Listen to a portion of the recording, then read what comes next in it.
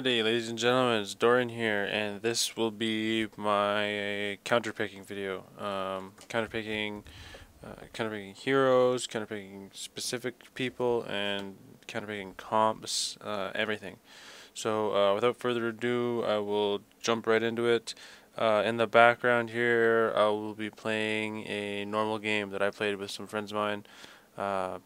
Just a random Garen game that I had. I haven't even honestly watched it. I just picked it at random. So if I play really shitty, oh well.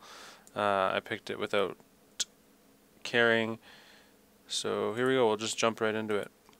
In the last episode of my How to Prepare for Season 2 videos, I talked about Lee Sin. We'll talk about Lee Sin real quick. Lee Sin, what he offers and what he does. He offers a way to counter any kind of invis hero. So things like a Kali, Twitch, Shaco, all of the above. He counters any kind of invis hero.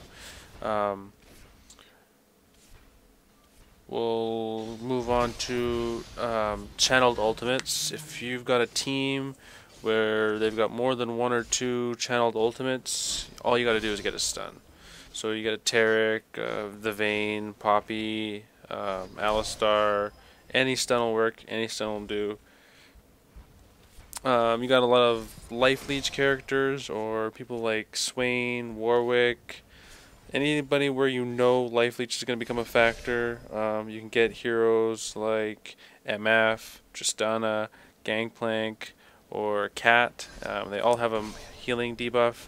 There's also the item that you can get, which is probably less viable, the Executioner's Call, which has got the active on it. While we're talking about items that counter certain picks, you can look at sort of the Divine for countering Jax. It does work in some cases, other cases it's just a waste of time. Does the team that you're going against have a lot of CC? If they do, you pick champions like Aurelia. She's got the passive that gets her out of it. You pick heroes like Swain.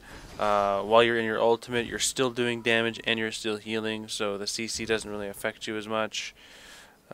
Swain is kind of a lesser of a pick if they have a lot of CC. You can also pick Trundle. Trundle will do that. Trundle has his W, which will also give him the CC reduction. Does your team that you're playing against have no CC whatsoever? If the enemy team has no CC, the easiest way to pick them is to get heroes like Kate, or not Kate, sorry, Katarina, Warwick, Malzahar for the his ultimate, and Fiddlesticks. Are you fighting against a super tanky enemy team? You can pick heroes like Malzahar with the percentage-based pool underneath with the W. You could also pick Kog'Maw, who's got the percentage-based attack, Shred, and usually when you play Kog'Maw, some of the builds revolve around using the Madreds, so there's always that. You can always go Vayne as well too, and Singed. Singed is really annoying for super tanky enemy teams.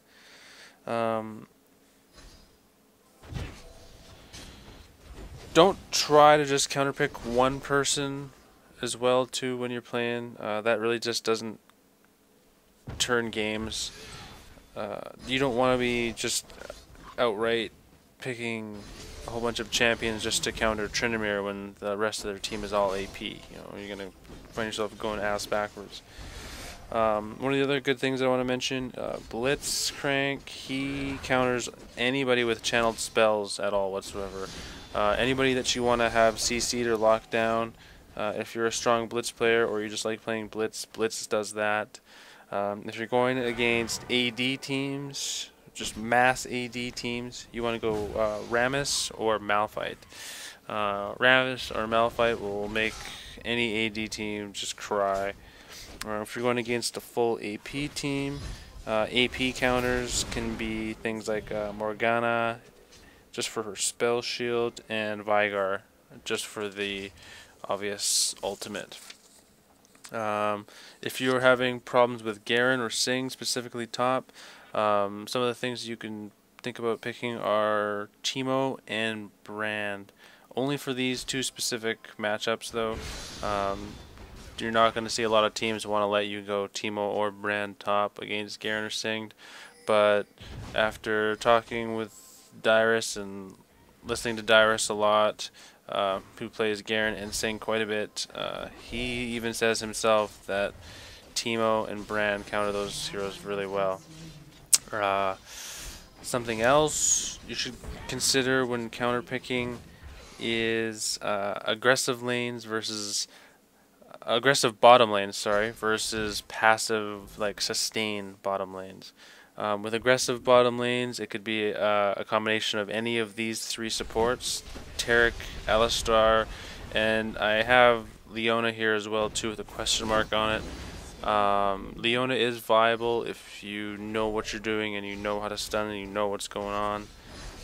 And for the aggressive bottom lane combos with the Taric or the Alistar, you run things like Kate, Vayne, Tristana, or even Ezreal. You'll see SK Gaming and CLG running a lot of Ezreal, because if you're going to go a passive sustain lane like Soraka and Ashe, or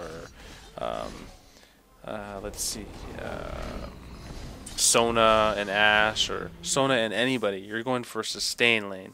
So if you pick heroes like Taric and Ezreal, or Taric and Kate, or Taric and Vayne, or Alistar and Tristana, or Alistar and Ezreal, these are very early game comps that really counter the early passiveness of the Soraka or Sona sustain lane.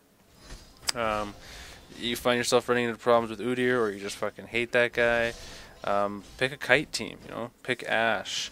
That just happened the other day in the USA versus Canada match.